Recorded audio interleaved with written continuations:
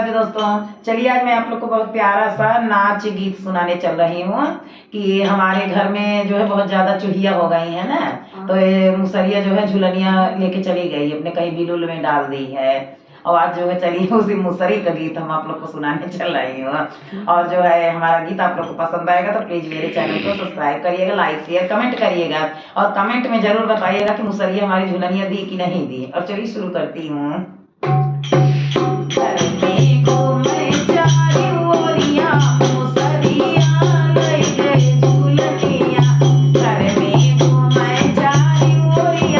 मुसरिया लई